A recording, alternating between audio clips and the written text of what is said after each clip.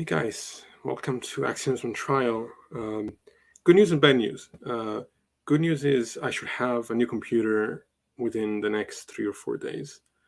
Bad news is I still don't have it yet.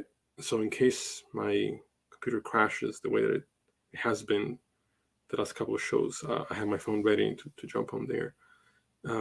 Today, I'm bringing back Captain Dadpool. And I really enjoyed his last appearance. We're going to be talking about the resurrection and what Christians, different groups thought about Jesus, who he was, and we're going to look at different theories about what people think happened, whether or not it's reasonable to actually take the resurrection as a fact or not. I'm going to bring him right in. There we go. Hello. Thanks again for coming. Yeah, of course. Thanks for the invite. Yeah, no problem. So let's, I guess, real quick, just do a little background about who you are again, and we can get right into it. Yeah, I'm Captain Dadpool on TikTok. I'm an atheist with a degree in biblical theology. So I make content trying to educate people about the Bible, what it actually teaches, where it came from, the early church history and the origins of Christianity, things of that nature. So I have a YouTube channel. You can just look up my name. Our show is called Nerds and Heresy, and we have a different guest on every week. This past week, we had Andrew Seidel from the Freedom from Religion Foundation, the author of the American Myth. It was a fantastic episode. Other than that, I'm a Army veteran. I'm in the National Guard. I get out in a month. Very excited about that.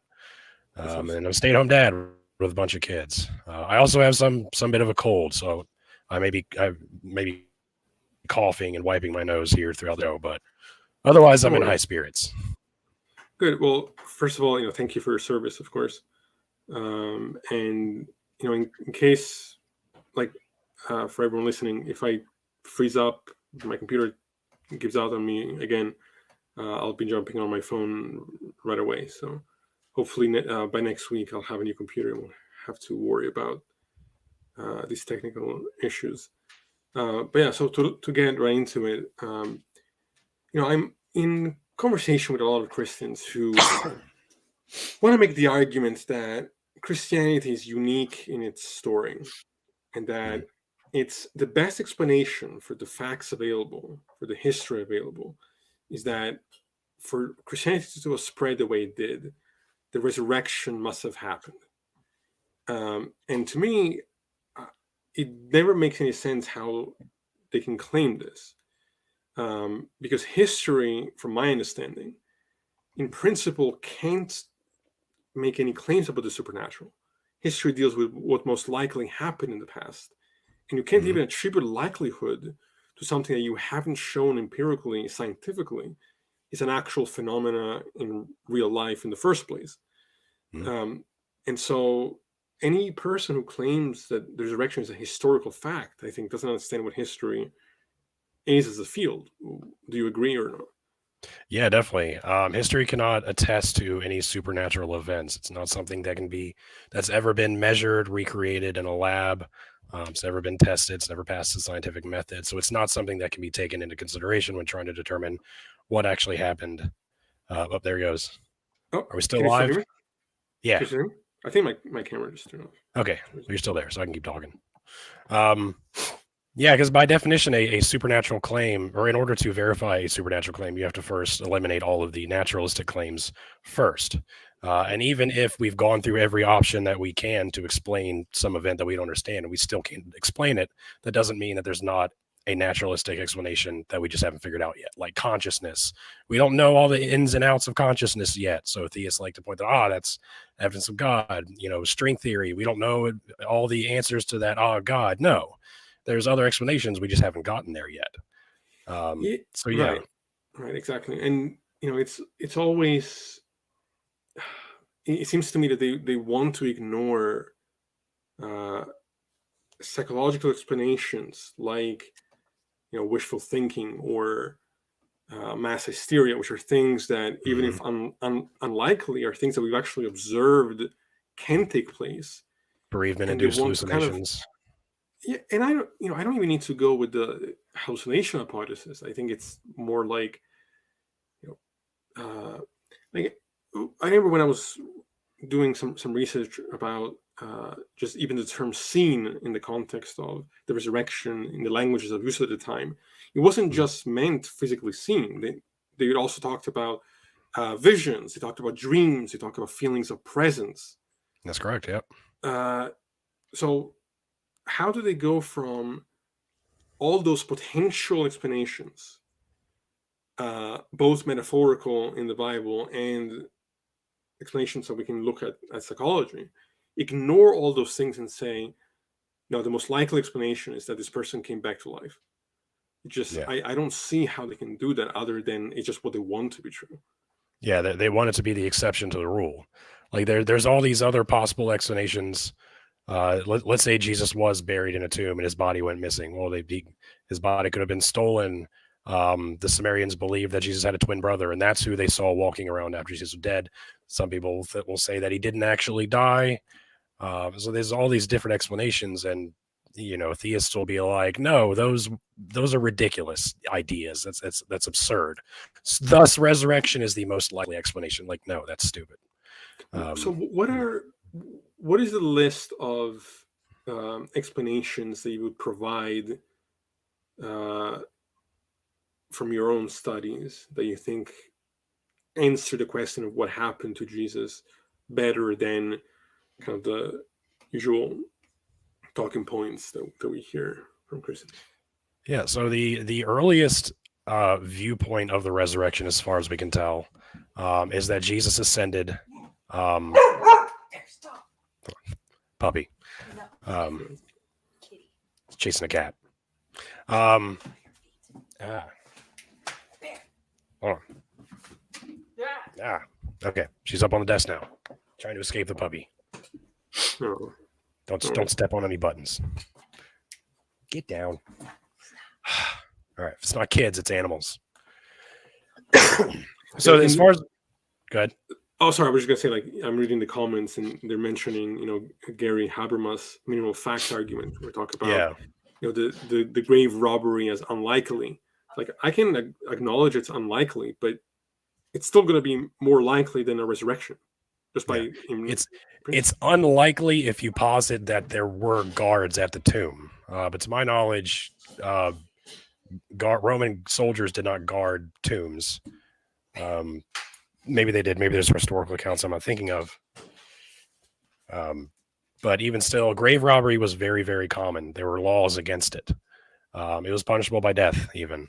That's why I don't think they would waste, muscle from Roman soldiers to guard tombs of dead people, because it was already a punishable or a capital punishment crime, or a crime deserving capital punishment under Rome. Don't step on my keyboard. Please go. Excuse me. Rude. Spartan theology asks if we have to rule out all naturalist explanations, is that any different from ruling out resurrection a priori? I would say no, because if you can somehow replicate the phenomenon of a resurrection in a concrete scientific way, where you can show that, oh, this can actually happen in real life, well, then that will ground the phenomena as something that isn't just possible as a matter of mere epistemic possibility, but as, no, here's an actual event that, even if rare, we know can happen. Yeah. And if you could provide that, then I would probably be a Christian. Yeah. No one's ever resurrected from the dead. The example I like to give is, in my free time, I like to draw. I like to eat sushi. I like to work out. I like to teleport to other dimensions, and I like to go for walks on the beach. Well, one of those stands out pretty bluntly, right? Why does that one stand out? Well, because no one's ever done that before. We've never observed anyone do it. We've observed people eating sushi, drawing, walking on the beach. Those are not weird claims. But to say that you like to teleport to other dimensions so nonchalantly, it's a list of things that you like to do in your spare time, you're gonna need to be like, whoa, back up. What was that one you just said? Yeah. So Yeah, that was and gonna be weird. and I find that, the usual talking points I get is, well, do you believe in Abraham Lincoln? or like they start pointing to these other historical people, and it's like, yeah, I believe Jesus existed. Yeah. That's not what we're talking about. Different claim, not all claims are the same. Like, I'm not claiming Abraham Lincoln flew around like Superman. Like, it matters what it is we're saying happened. Yeah. But they, it just. But yeah, Yeah, for sorry, some reason. you were making up you were saying the list of possible explanations. Yeah. So most scholars agree that the earliest belief about the resurrection is that Jesus ascended to be in heaven with God from the cross. The resurrection and the ascension were not two separate events. This is in Philippians chapter 2. It's a pre-Pauline creed that Paul is quoting. It said that Jesus, having existed in the form of God but was not equal to God, and then he humbled himself to be with man, and then remained obedient to God until death, and then God esteemed unto him the name that is above all names.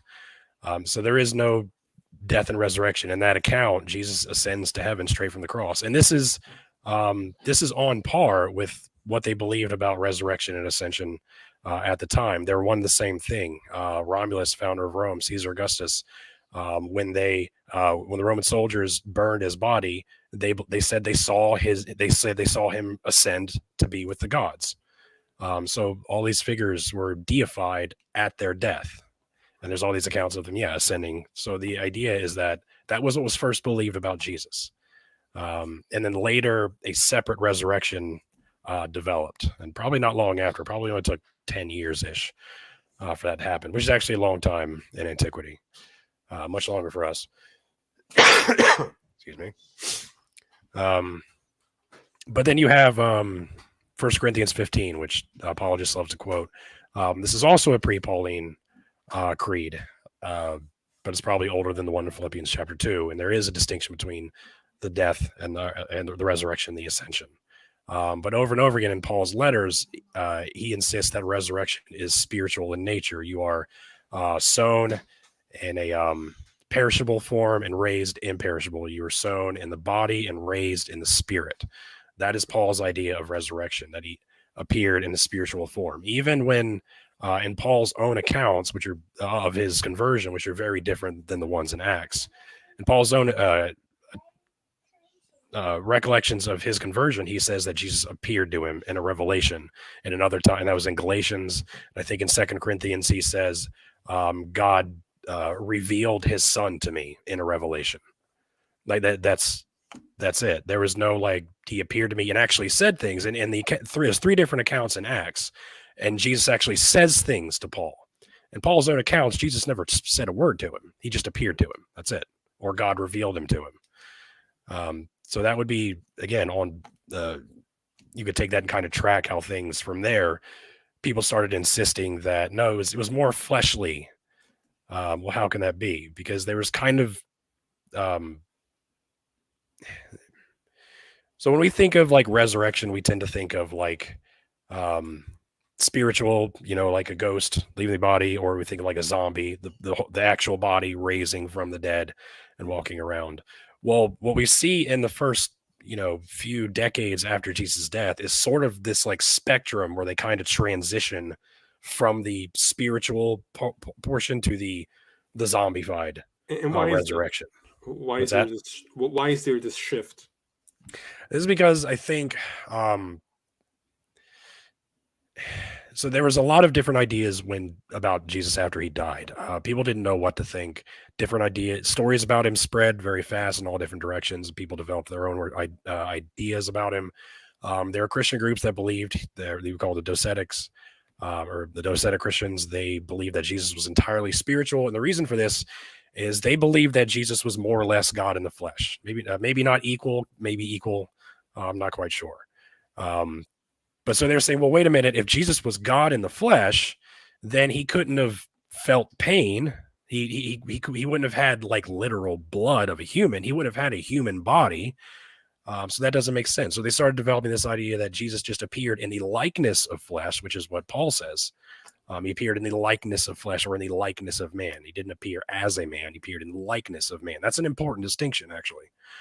So they took this idea and they were like, yeah, he was an entirely spiritual being. And there was other Christians who were like, no, he was a fleshly being because blood had to be spilled in order to seal the new covenant, because blood was essential for the covenant. So there's all these infighting within the early Christian churches, and eventually, it kind of got to what we have today. Sorry, I'm rambling. No, at all. No, that makes a lot of sense. I think it's interesting to see kind of how these different perspectives spread and were in conflict with one another. To me, it's always like I wonder why it is that these ideologies spread the way they do in the first place. Well, how do you do? Excuse me. It's kind of like in Christianity today, you have hundreds, if not thousands, of denominations of Christianity. And they have different ideas about whether salvation comes through works or grace, whether baptism is essential for salvation or not, whether the spiritual gifts are around, speaking in tongues, the infilling of the Holy Spirit. Like, you have all these different ideas about what it means to be a Christian, but they all kind of agree on the same core tenet, that is the death and resurrection of Jesus. Well, there's a reason for that. In the first 2-3 centuries, that core doctrine was just as scattered as the other doctrines that we have today. People didn't know what to think about the nature of Jesus' life, his being, his resurrection. Some people believed that Jesus was not really an important person until he died. Like Paul's letters. Paul, for anyone who doesn't know, Paul writes, is the first person that we know of to start writing about Jesus. The Gospels come after. Paul starts writing 20, 30 years after Jesus' death. Then the Gospels, earliest being Mark, comes about 35, 40 years after Jesus' death. So Paul doesn't talk about Jesus very much at all. He talks about his death and resurrection quite a few times, but he never mentions his teachings. He never mentions his travels. He never mentions any of the miracles he performed. He only quotes him twice, and once in reference to the Last Supper and once in reference to divorce and marriage. So they didn't really seem to care who Jesus was during his lifetime. What was important was after he died, because that's when he was exalted to be on equal plane with God. So then after that, you have Christians who started thinking, no, maybe he was divine in some sense before his death. Like he had a special relation. He was divine in a sense. He was not quite God in the flesh, but he was a divine being in some sense or another.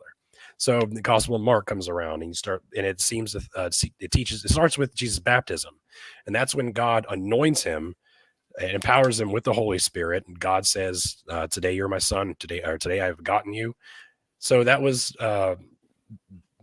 the earliest evidence of an adoptionist Christology, the belief that Jesus was adopted by God at his baptism to be endowed for his ministry for that. But prior to that, didn't matter. No one gave a shit about his life, his birth, anything. Well, then Gospels like Mark and Luke came around. Like, well, no, maybe he was divine before that even. So they have the virgin birth, and in Matthew, they have the virgin birth. And then in Luke, you have, which comes after Matthew, in Luke, you have Jesus performing miracles as a child, or not as a child, but as like a teenager, a young adult, the turning in the water and the wine, the first miracle. Did that before his baptism. And then you have John, who comes around, who seems to think that Jesus existed with God at the beginning of time, even. And it wasn't necessarily, they didn't have the virgin birth in the Gospel of John or in John's community, but they believed that he was very exalted, much more than he was in the Synoptic Gospels. So you can see this progression, how Jesus is deified more and more over time. First, he's deified at his death, and then it's at his baptism, and then it's at his birth. And he's been since the beginning of time. So you see this idea evolve over time when you read the Gospels in chronological order. Right. It's just fascinating to just see like the motivation for these kind of ideologies spreading the way they do. Yeah. And I often hear too, like, and I think I mentioned this to you before we went on, this kind of talking point of, why would people die for what they knew was a lie? As though any of us are making that claim. I have no problem accepting that his followers truly believed that they saw him resurrect in whatever form that is. So that doesn't matter. People believe all kinds of things, like the miracle of Fatima, for example, right? Like that we explained what happened there. We figured out what the physical phenomenon that was actually taking place, what that was. Yeah. And everybody there who thought there was something else going on was wrong. And we have all kinds of examples of other gurus in India who have not, how many followers did Jesus? How many apostles? 12? 12. Supposedly, according to the Gospels. We have someone like Satya Sai Baba, with an Indian guru, dead now, who had something like thousands and thousands and thousands of followers, Western educated, college educated followers, who were eyewitness testimonies to his so-called miracles, and yet, he's not taken seriously, and he shouldn't be. But it's interesting how, we the same Christians who want to talk about eyewitness testimony reject that testimony in all other context, but then think that it's particularly convincing when you put it in the pre-scientific culture of very superstitious people.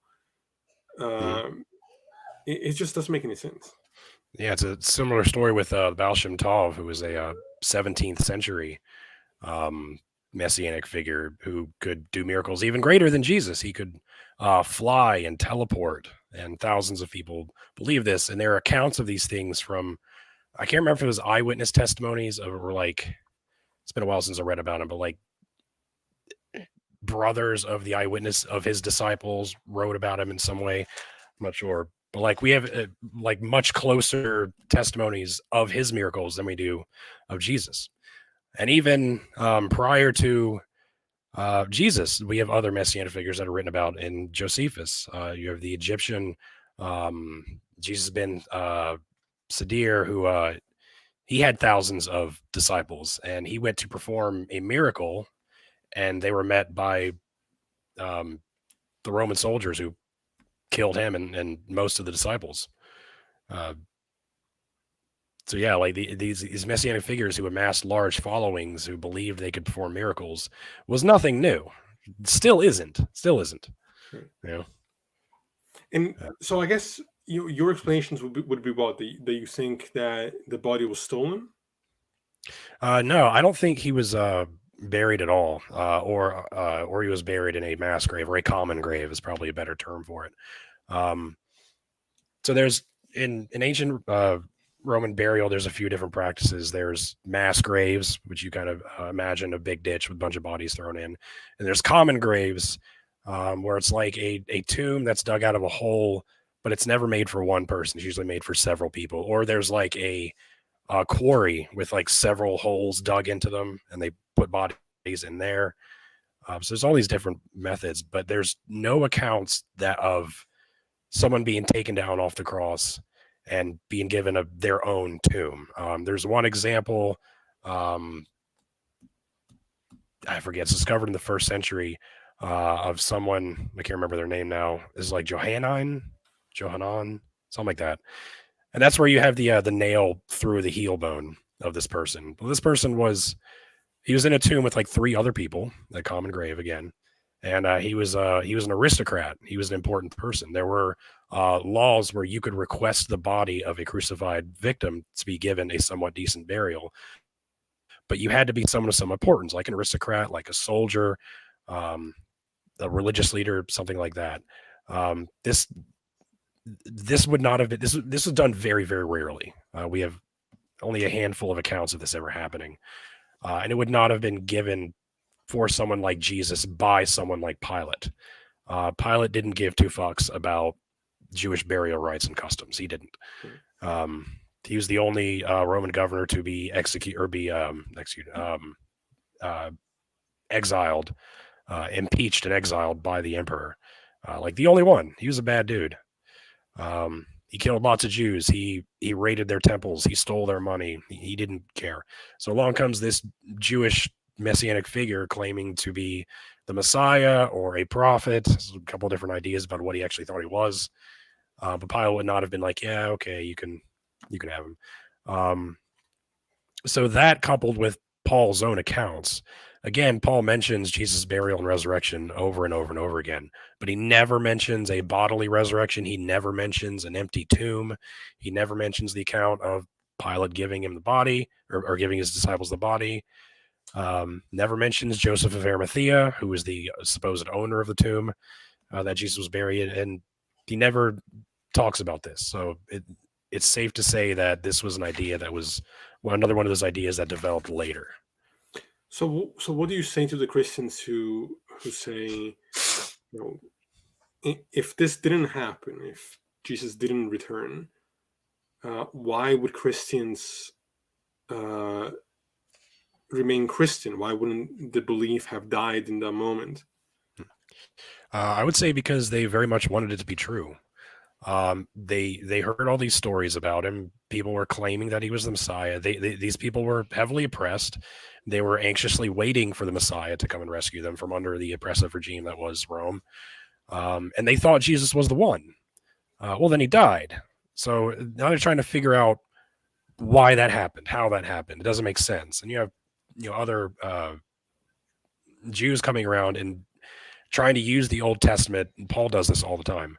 And tries to use the Old Testament to show how it actually pointed to the Messiah dying, even though that's not what originally said. But to the common person, to the common Gentile, they didn't know any better. If an educated Pharisee or former Pharisee like Paul comes around and tells all these illiterate Gentiles, hey, the Old Testament prophesied that this would happen, you guys, they're not going to question him. They can't go and fact check him. They can't read. So real quick, I just want to say, Noodle, hi, glad you're here. Send me a message because I would love to have you back on as well. I would love to have more conversations with you. So she's hugs to you, Atheist Sanctuary. Hugs to everybody. Hugs Thank you for being here tonight. All kinds of love in here tonight. I'm here for it. So what was I going to say? So I guess, so why would Paul, because what do you think led to his conversion? Why would he put forth this narrative? Was it also just motivated by just dogmatic and wishful thinking that was just so... So if you read Paul's account, we talked a little bit about this backstage. If you read Paul's own accounts of his conversion, they're very, very different than what you read in Acts. Paul mentions his conversion 3 or 4 times throughout his letters. And Acts mentions it 3 times just in Acts. Acts was not written by Paul. Paul's letters were written by Paul. So in Acts, you read this very grandiose story. Paul's on the road to Damascus. He sees a bright light. He's blinded for 3 days. He takes shelter. People take care of him. God sends a prophet, Ananias, I think the name was. God sends Ananias, gives Ananias a message for Paul. Ananias travels, finds him, gives him that message, heals his sight, scales fall from his eyes, and now he's anointed for this grandiose story, right? All these details. When Paul talks about it, he says, yeah, I had a revelation of Jesus. That's it. Paul doesn't mention any of these details. And Paul brags about himself a lot. 2 Corinthians chapter 11, Paul's like, I've been through more hardships than y'all. I've done more ministry than y'all. I've been flogged more than you. I've been shipwrecked. I've been beaten. I've grown hungry more than y'all. Paul brags about himself. For him to just forget all these details, the multiple times he tells his own story is weird. So similar to the Gospels, you have this progression and this embellishment of the story that Paul never said himself. 2 things real quick. One, Noodle, thank you so much. Super sticker. I really appreciate it. Thank you. She's the best.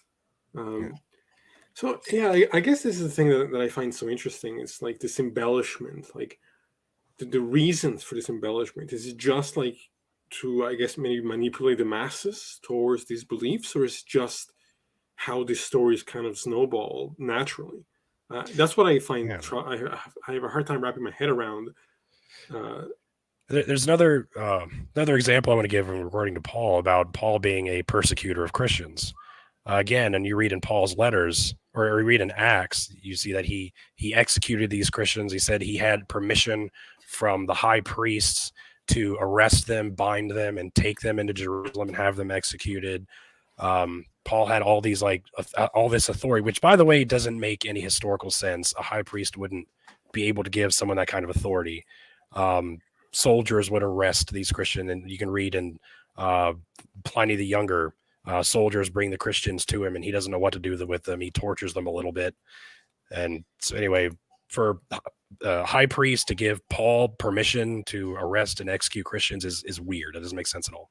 But anyway, so Paul is this great executor of Christians, great persecuted Christians. What does Paul say himself in his own letters? He says he persecuted Christians. That's it.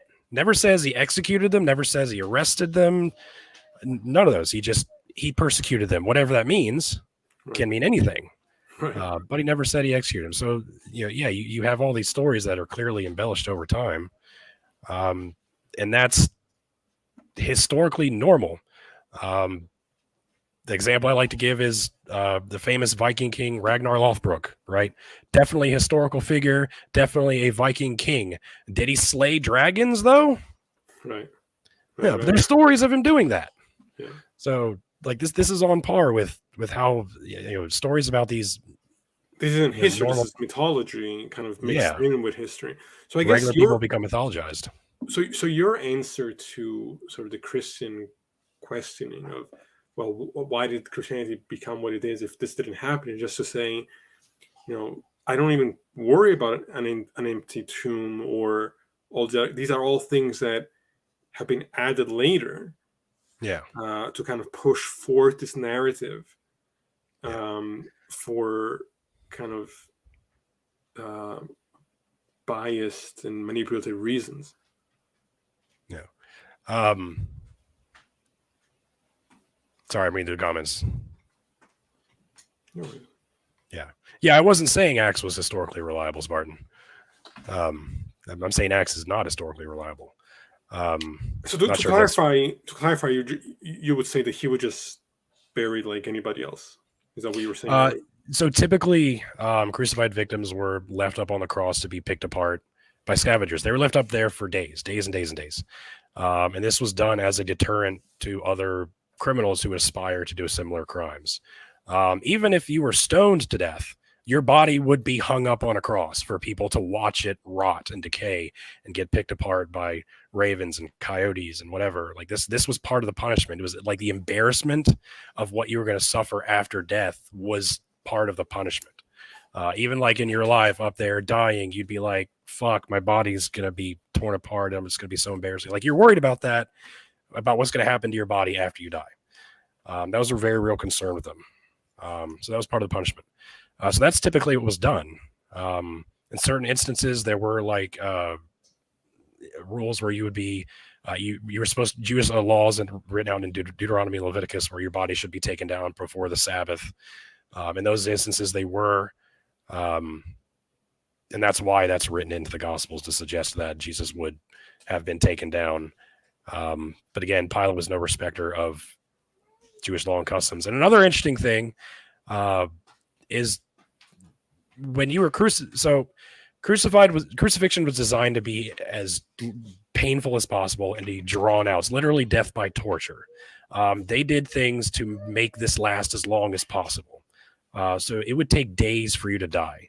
There's even accounts of like they would take a little block of wood and put it like right under your butt so that you could kind of sit a little bit and give you like some relief on your limbs. But that was done to prolong your death and make you suffer even longer. Jesus died in like 3 hours. That doesn't make any sense at all. So yeah, that's another historical inconsistency. So yeah, all that to say, I think Jesus, especially someone who claimed that he was the Messiah, who was who was prophesying against Rome, who was telling people Rome was going to fall very soon. That's one thing Jesus probably did say, because he said it over and over again. The very first words of Jesus in our very first gospel, Mark, is the end is coming very soon. That's the first thing we have that Jesus said. So this is likely what Jesus held. He was an apocalyptic preacher who believed that God's kingdom was going to come and conquer Rome. So So Pilate was not going to give him an honorable burial. Right. No, he would have left him up there and be like, hey, if any of you other fuckers get any crazy ideas about saying God's going to come and destroy Rome, here you go. This is what happens when you do that. Yeah, I guess it's just crazy to me that despite all of this, that belief would remain, that it wouldn't die in that moment.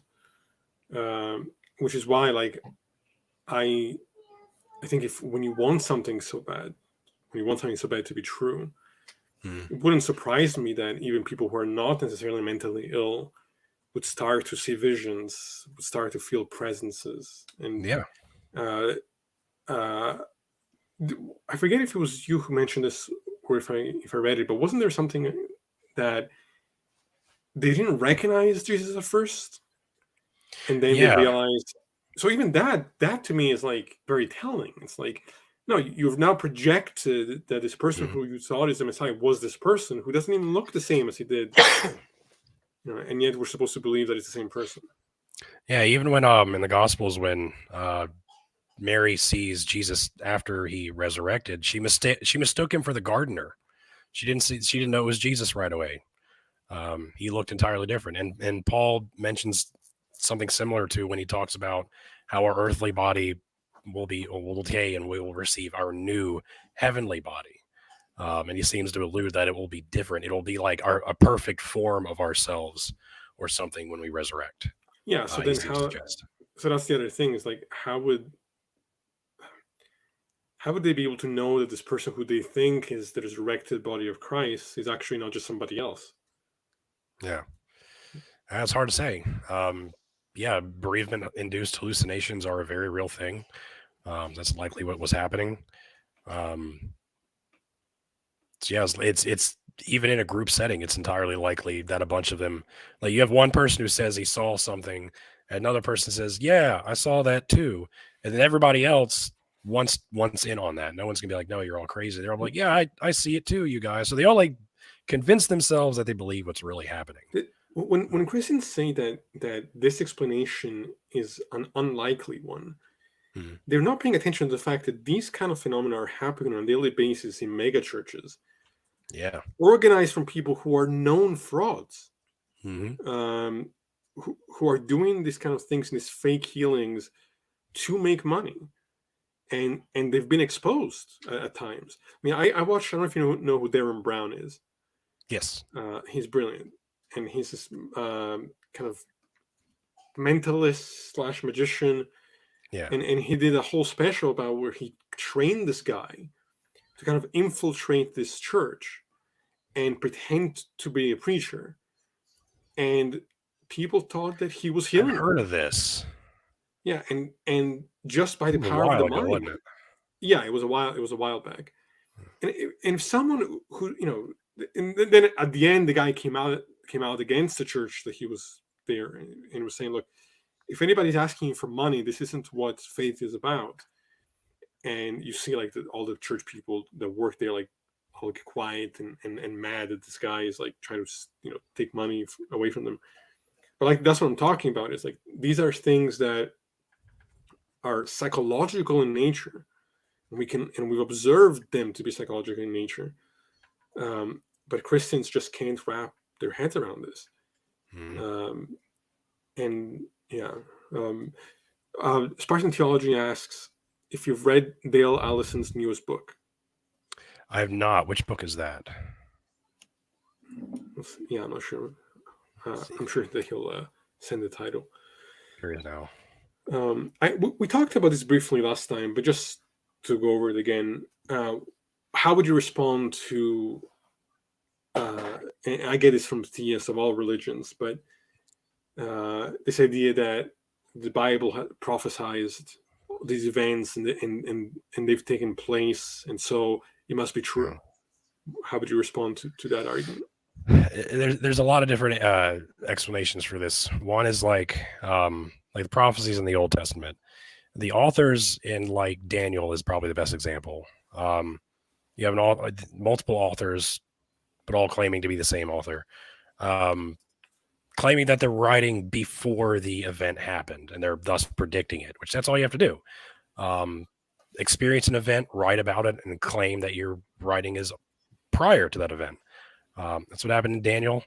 So I believe for a long time, and scholars recognize that, hey, no, this was written right after this event happened. So that's one explanation. Another explanation is these prophecies are very ambiguous and ambiguity fallacy. There will be, I heard this all the time when I was a Christian. There will be wars and rumors of wars. Ooh, there will be always there'll be an increase in natural disasters. Oh, yeah, like there's a hurricane coming, you guys. This is a fulfillment of this prophecy right here. There's a new war in Iraq starting. This is a fulfillment of this prophecy. Well, no, there's always been wars. There's always been natural disasters. And, I've even seen them cherry pick statistics to make it seem like the natural disasters and wars are increasing compared to what we know about history. So yeah, it's there's that, and then there's self-fulfillment. Jesus in Matthew, Jesus is marched into Jerusalem on a donkey. In Luke too. Luke says it's 2 donkeys, but it's a whole other thing. And in Matthew's account, it literally says it's sort of this, like, I don't think Freudian slip is the right word, but it's like he accidentally writes, this was done to fulfill the prophecy. Right. Like, oops, like it's self-fulfilling. The Messiah will be marching to Jerusalem on a donkey. Cool, that's easy to do. But the problem is, in the very next verse, that Messiah ends the wars and unites the kingdoms. You can't fake that part. Right. So, but we can make him walk into Jerusalem on a donkey. That's easy. The original point about people writing, pretending that it was before the fact, what was the reason to lie in that context? Like, why would they do that? That may be a bit outside of my scholarships. No, just curious. It's one of those things that I've been wondering for a while. Yeah, I mean, who knows? They may have been trying to make some name for themselves, claiming that they prophesied something. No, because they wrote it. There's also the possibility that they're trying to. So the whole story of the Old Testament is the Israelites are in exile during the Babylonian exile, and they're hoping for a time where God will restore their kingdom and they'll be able to live in Jerusalem again freely. So this might have been written, as is most apocalyptic literature, by the way, written to give them a sense of hope. Like, this is going to happen, or this has happened. So, and this thing that did happen is pointing to things that are going to happen more, and that's going to lead to us being delivered, you guys. My guess is, I think these stories are weaponized as a way to control people, to get people to follow whatever group. That's a distinct possibility as well. Yeah, that's and we see that now, even in something like politics. Like, we see these falsities and these kind of constructions be weaponized to control the masses. Yeah, it gets nasty. I find it very disturbing. But yeah, I think the point you made about, in reading the Bible, it seems clear to me that it was meant for Jesus to end the wars in his lifetime. Yeah. Yeah, that was the point of the Messiah. Like, literally, is from the line of David, supposed to end the wars, plow your swords into plowshares and your knives into pruning hooks, and unite the nations. The Jews would lead God's people. There'd be no more violence, no more famine, and that's who the Messiah was supposed to be. That's who they were waiting for, and that's who they thought Jesus was. But not ultimately, not so much. So now they think he's going to return, and that's what the whole second coming is again. Or what the whole second coming is about. When Jesus returns, he's going to fulfill the rest of those prophecies. But the problem is that was never part of the Messianic prophecies in the Old Testament. The Messiah was never supposed to come and die and then return again. He was just supposed to come and conquer. And by the way, he was never a divine figure. Go ahead. Right. No, I was going to say, so it's kind of a way to sort of update this idea so that they don't have to admit that they were wrong, right? It's a way to keep it is going. A way to adapt Jesus, or what they thought about Jesus, to the times. Jesus said that the last of the disciples will not die before the God's kingdom comes. Well, obviously that didn't happen. So what do? You reinterpret it. Well, now it was a spiritual kingdom that Jesus brought. It wasn't a fit. We thought it was a physical one. We thought it was a real one. Joke's on us. It was actually spiritual kingdom and a new covenant and all that. So yeah, they have to like reframe these things when these prophecies don't go their way. And it's people have died throughout all of history for what they believed in and what they thought they saw. Mm-hmm. Why should the fact that Christians died for their beliefs count as any piece of evidence? Like, it doesn't even bring any level of credence to the idea that the resurrection actually happened. Yeah. And even still, we don't have a lot of evidence of early Christians being executed for being Christians necessarily. The whole Gary Habermas early or minimal facts theory, part of that is Jesus' disciples died for their belief. We have no evidence of that. We have stories about Paul being beheaded. The very first account of that comes from a book in the 2nd century called The Apocalypse of Paul. In it, he's beheaded and milk comes out of his neck and spews all over his executioners. That's where that comes from. And then there's the account of Peter being crucified upside down. That comes from another later 2nd century story. It's not necessarily historical. Now, one early church father, I think it was Tertullian. I might be wrong. Fuck. Who was it? Anyway, one of the early church fathers in the 2nd century said that Peter and Paul met the martyr's witness or something like that. No details about their martyrdom, just said they met the martyr's witness. So it's possible that those two were martyred, but we don't have any accounts of any of the others. Now, what we do have is, again, works from Pliny the Younger, who mentions that he tortured and killed Christians, but it wasn't for being Christian. It was for refusing to give an offering of incense to the Roman gods and meeting in secrecy, because you couldn't do that. There was no freedom of assembly in Rome because the fear was you were conspiring against Rome. Right. So you weren't allowed to do that, but they were doing that. So that's why they were interrogating them to be like, where are y'all meeting? Why are you meeting? What do you do at these meetings? But they were given the offer to give up this incense and you'll be let free. That's all you got to do. And a vast majority of them did that. I think there were some that refused and were killed.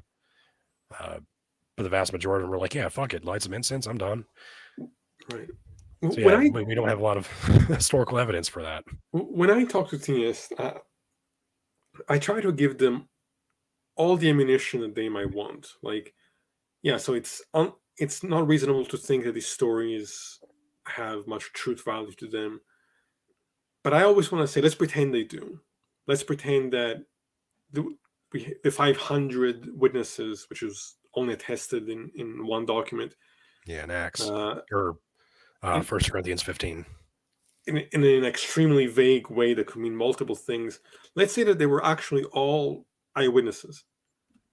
And that they all died being certain that the resurrection happened and that Jesus was, God on earth, or whatever interpretation you want to take. It's none of that brings the Christian any closer to having their ideology be believable.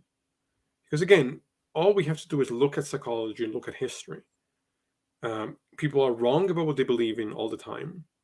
Eyewitness testimony is an incredibly poor type of evidence, even in the context of not supernatural claims. Yeah. Memory changes things all the time. Eyewitness testimony is, in a court of law, is sometimes used and other times rejected in light of things like DNA evidence. DNA evidence is always going to trump eyewitness testimony because it's unreliable. People's memories change events, sequence of events, the people involved in the events. You can change the color of clothes or where something is taking place. Like, we know these things are unreliable. And yet Christians want to believe that it's perfectly fine in the context of events that have never been replicated or are suspensions of physical law. Yeah. It's just insanity. Yeah, and it's crazy to me that there's so many Christian apologists who want to try and make logical, scientific, historical arguments for these things when they're like, I can grant you so much. I can grant you. Let's say the Gospels are historically reliable. There's a whole bunch of problems still, even if we do that. Yeah. Well, like we said earlier, like even if they were historical, even if the Bible had no contradictions and it was historically reliable, its supernatural claims wouldn't Yeah. be, just as a matter of principle. Yeah. And that's just something that they don't want to accept. They don't understand that it's different standards for different kinds of claims. It's just a very naive way of looking at what history can say as a field. Like, forget supernatural claims, even just normal depictions of history. We know that so much of what's told is usually from the point of view of the victor. So Yep. many lives and cultures have been erased because of the way that history is biased and not an objective field. I want to reply to Spartan real quick. Oops. Where did it go? He says, I'm ruling out the supernatural a priori. I want to clarify, because I'm not doing that. I'm not saying that the supernatural or something like a resurrection as an event is impossible, because I wouldn't have any grounds to make that claim. I would have to possess all knowledge to say this. I'm not saying that. I'm saying that until you have a methodology that can ground that event as something that's real in the world and not just a possibility, history is not going to do that for you. Yeah. So if you can apply science to do it, to show that it's not just possible, but a real thing, then that would change everything. Like in that situation, it may not be, maybe it's not sufficient evidence, but it would be the beginning of kind of starting to construct a good support to actually legitimize Christianity. It's not that I'm ruling it out a priori. It's that I see no reason to accept it as something that actually happened. Yeah, you're gonna have a really hard time suggesting that a supernatural explanation is more likely than a natural one. Just as a matter of, I'm ruling it out just in the by context definition. of history, because history can't attest to these things. But I'm not ruling it out scientifically. Like, I have no problem with the idea that we could somehow discover scientifically that, oh, you know what, because of this, and this, people actually can come back to life, and we just didn't know it. Okay, great. Then that changes things. So yeah. I even like to say, like, to like the Ron Wyatt apologists who like to say, the ark, Noah's Ark was discovered. Like, say, okay, well, let's say Noah's Ark was discovered. What is that evidence of? That's evidence that there was a flood at one point and someone built a boat to survive it. That is the only thing that proves or is evidence for. That's not evidence for God, and that's not evidence for Christianity. That's evidence that there was a flood that somebody tried to survive by building a boat. That's it. That's all that proves. Yeah. I was going to say something. I'm blanking on what it was. What did I want to say? I can't remember, but I think it was going back to this idea of healings. Like, so many times I hear this personal testimonies of this person was sick and we all prayed and they got better. Therefore, Christianity is true. And they always have to ignore the fact that these stories about healings also take place in every other culture, in every other religion, in every other context. And also, there are atheists who don't believe, who weren't prayed for, who, without explanation, end up healing. from things that were thought to be terminal. Mhm. Why assume that those things don't have a natural explanation?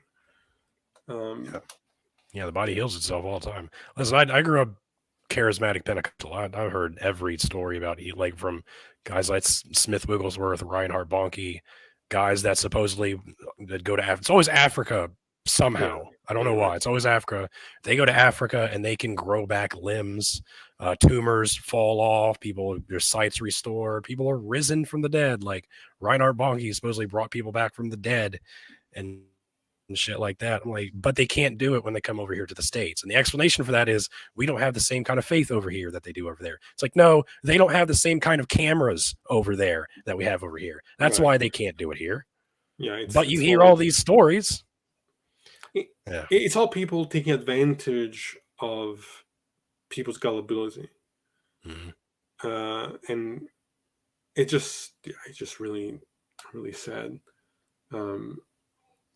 I don't know if I asked you this last time, but have you watched a show called The Leftovers? No.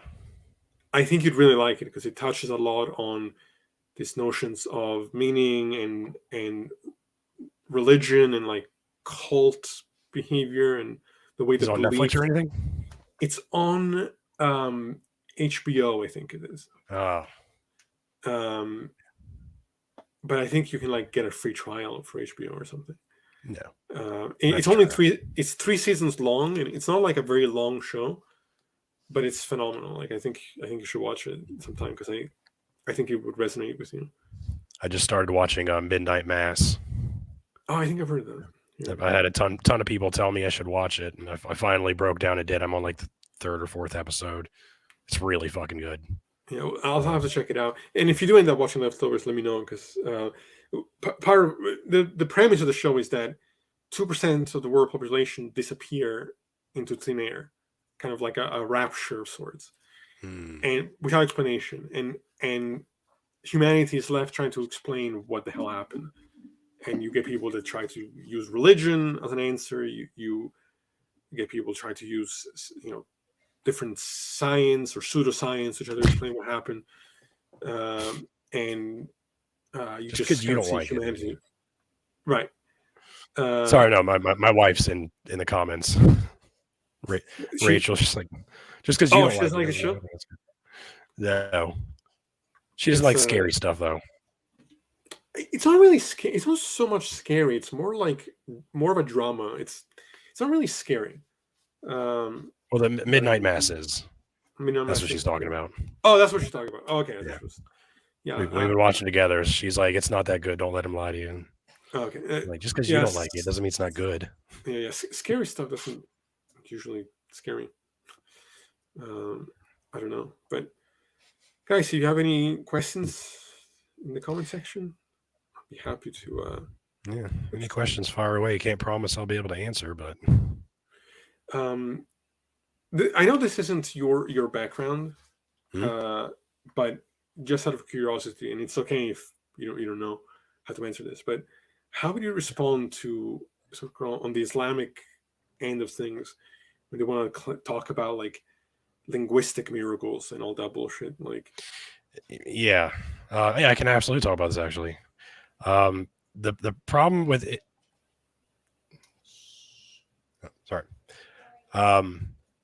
So yeah, Islam likes to make this claim that the Quran is this linguistic miracle. It's perfectly preserved. The problem is, no, it isn't. It's a claim because the way the Quran that we have today was formulated was there's a caliph with me. He's the 3rd caliph.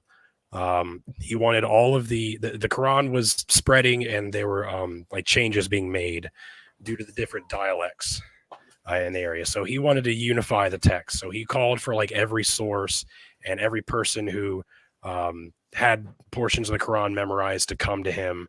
Problem is, a lot of these people who had the Quran memorized were getting killed by civil war. So there wasn't very many of them left.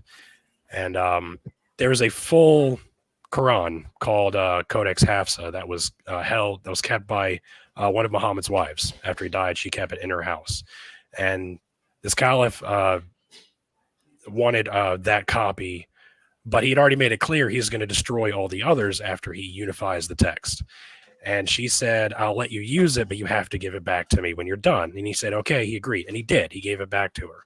But after she died, a few years later, he went and found it and burnt it as well. So all the sources that were used to make the Quran that we have today were destroyed intentionally. So that's highly suspect. So the claim that the Quran we have today is this unaltered miracle, linguistic miracle, is just blatantly false. If you read the Quran, it's very awkward. Surah 5, I think it is, says, today we have completed your religion. Like, there's 114 surahs. It's Surah 5. How Surah 9, I think, begins like in the middle of a thought. Like every surah in the Quran starts with, praise be Muhammad, or praise be Allah and the Prophet Muhammad and all that. That's like every chapter starts, or every surah starts with that. And then like Surah 9 starts like in the middle of a sentence. It doesn't make any sense. The Quran's out of order. So yeah, it's not a linguistic miracle at all. I mean, even if, and this is another problem, like even if you grant that, like we were saying with Christianity, if you grant certain things, let's say that it is the perfect, unchained, is completely preserved in its original form. Let's say that, okay? Big problem. That's not a miracle. Right. We have other texts that are perfectly preserved. Mein Kampf is perfectly preserved. Right. So that's not evidence of a miracle. And also, on what grounds would you say that it's this perfect linguistic miracle? Like, how would you even have any standard to define it that way? It seems arbitrary. What I like, my favorite criticism is, because I make videos about the Quran and Islam every now and then, and they're always like, "Well, you have to learn Aramaic to read it." Well, if it's a linguistic miracle, why can you only understand it in a 1,400-year-old dialect? Why can't I understand it today? And they're like, you have to go. People have told me, like, you have to go to a country in the Middle East and study under Islamic scholars. Like, wait, but wasn't the religion started by an illiterate man? Right. But I have to go to another country and learn another language and study under scholars to figure it out. It's funny because I think I reviewed a clip on the show a while back of this Muslim who says he's never met an honest atheist who has researched the arguments and didn't convert to Islam. And I'm like, you are so detached from reality. Yeah. Like, yeah, obviously you think that because you are dogmatically convinced that it's true, but you have no grounds to make those claims. It's just... Yeah, they're just as bad as Christians, if not worse in some cases. Because you get attacked way more. Like for every one video I make criticizing Islam, I've made 20 or 30 criticizing Christianity. I've never been called a racist for criticizing Christianity. I've never been called a Christian phobe. But I make one video, I'm always called racist, Islamophobic. Of course, because they know that will shut down conversation because there's so much white guilt in this country. Mm-hmm. That it's their way to like, oh, we are the oppressed. They want to play the victim, and they can't handle being criticized, and so they go on mass reporting, and people's accounts get taken down, and all this kind of stuff. But yes, Arabic, not Aramaic. Thank you. I've told a story before. I went to a what's it called? A conference at my university about Islam and Islamophobia, and made a comment about how, yes, like when we see bigotry against Muslims, we have to combat that, and we have to be careful of the kind of message that the media portrays, but often the term Islamophobia is being used to shut down fair criticism of the religion. Mm-hmm. I got the cops called on me because they thought I was like a threat, because I went to the club that they advertised, open to everybody, and then remembered me from having made a comment at that place. And so it was just an act. Like they were pretending to be this kind of open, welcoming to people outside of the faith who were curious to learn about it. And instead, they didn't want to actually engage on any real level. They just wanted to pretend. And I got the cops called on me, and I had to sit down with my campus detective. And I was like, it's extremely ironic because they proved my point by doing what they just did. nothing came of it. I mean, I didn't get in trouble or anything because I clearly didn't do, wasn't in the wrong even remotely. But it's just so typical of how toxic the kind of this dialogue is. And it's another unique thing about criticizing Islam is when you do, you get attacked from every side. Like I have, very liberal minded people tell me you need to remove that video. You're perpetuating Islamophobia. Yeah, that is Like, what I have no patience for that kind of rhetoric. yeah, It's like you are not realizing that you're drowning out the voices of ex-Muslims and secular Muslims who need our support because you want to pretend like you're woke and it's this performative thing yeah, that they're it's doing. virtue signaling. That's all It's it is. garbage. It's sickening. Yeah. And yeah, I hate that. But Yeah. I don't know. I'm just trying to see if you guys have any other questions. God equals the square root of 1, which is a great name. What show were you referring to didn't resonate with you? Black Mass or The Leftovers? I wasn't sure. But yeah, I finally started actually making TikToks this week. Yeah, I saw one of them today. It popped up on my For You page. Yeah, it's definitely not something I'm very comfortable with yet. Yeah. I mean, I'm still not necessarily comfortable doing this. Same. But at least here, like, I have more time to kind of slowly break through what I'm trying to say, rather than, I have a timer of like a minute to try to get these ideas. It's just weird. I'm exactly the opposite. Like people want me to make longer YouTube videos explaining like certain things. Like that's not how my brain works. Like TikTok is perfect for me because I'm like, I've got this going crazy in my brain. I need to get it out right now and condense it down into a minute, and I can do that no problem. I can't do it at all. So like my brain is perfectly formed for TikTok.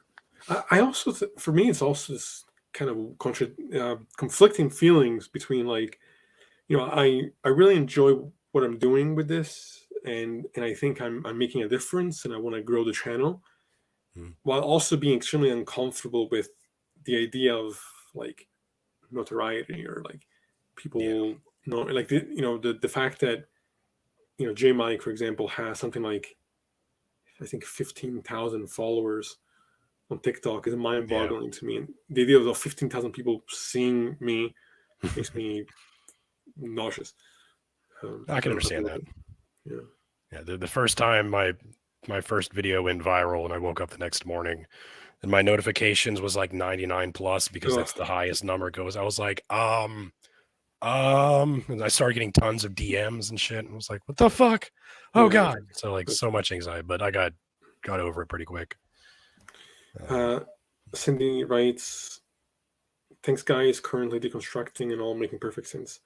Thank you for joining us tonight. Congratulations. And I guess thank you for everybody else that's coming in. And so yeah, I think we got a lot of good stuff out there tonight. Is there anything else you wanted to discuss, to bring up or expand upon? No, I think we pretty much covered everything. Awesome.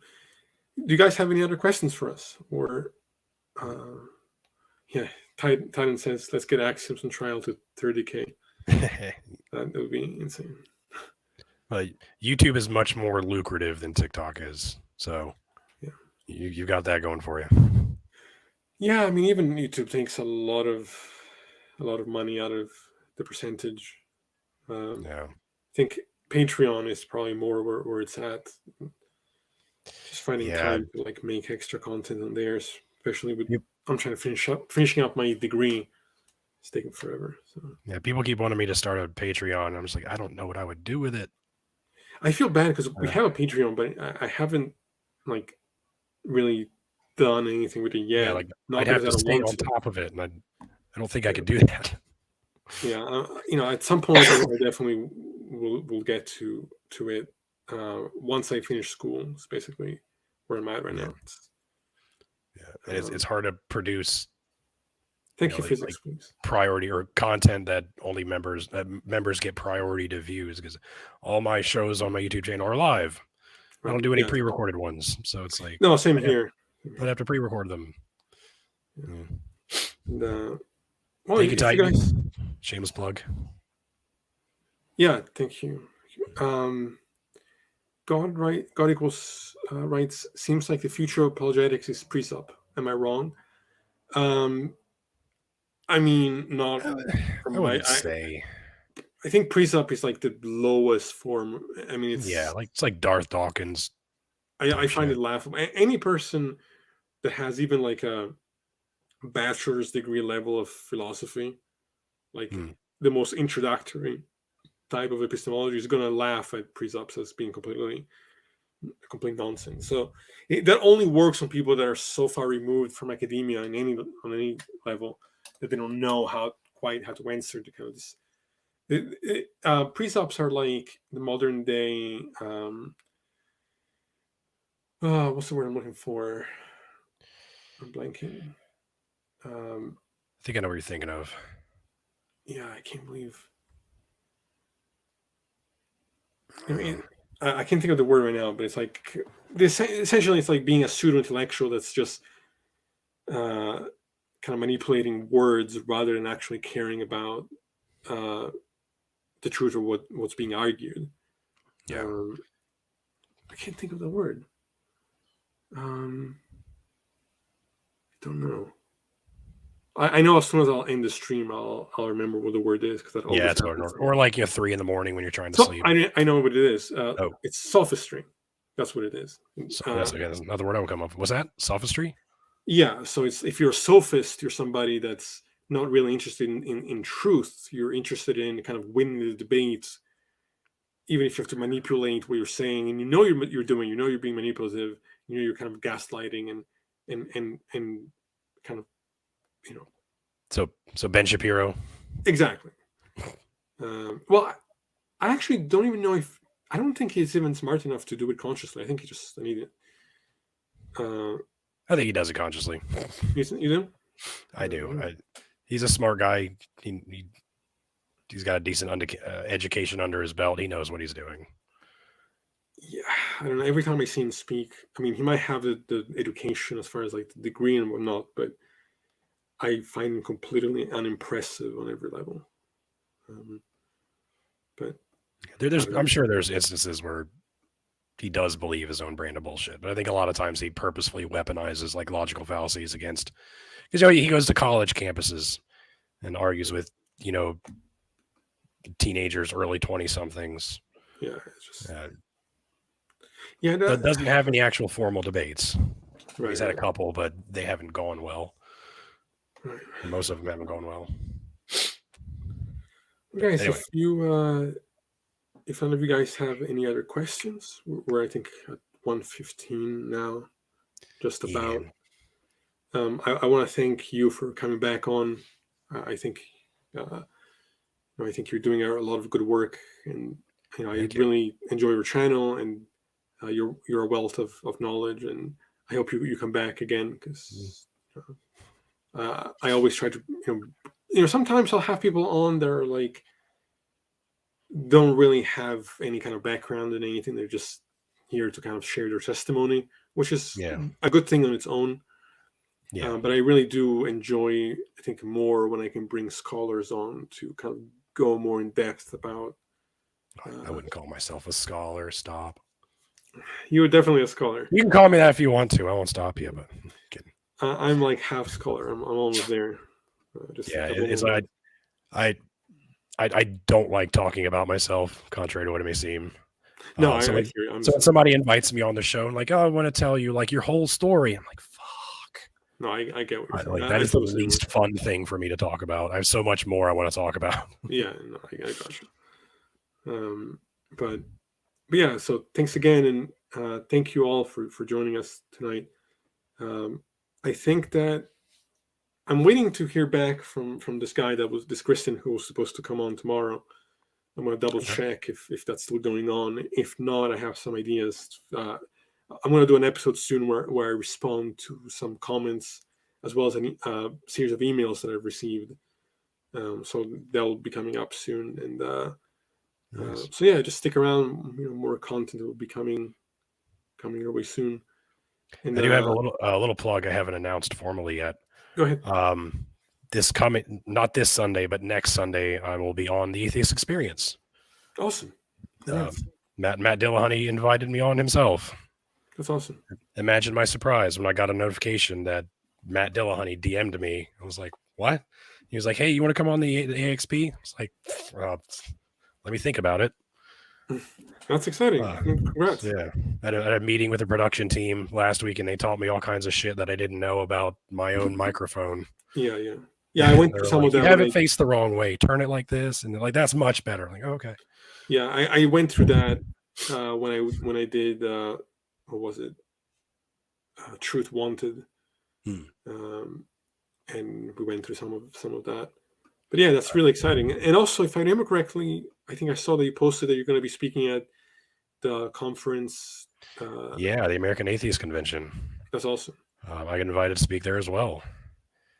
There's still possibility it'll go all virtual, and I'll still speak if that's the case. But if they do decide to keep it in person, they're waiting on like other guests to respond. Some people are concerned about COVID more than others. Of course. So they're still waiting to make that decision. But yeah, they're going to pay for my flight, my hotel, food, and all that. I'm like, God damn, I don't know how to react to this. So, but I'm very excited. It's going to be a lot of fun. I'm going to get to meet, all my internet friends that I've known for the past year in person. So that's what I'm more excited about even. Yeah, that's meet everybody. Yeah, that's awesome.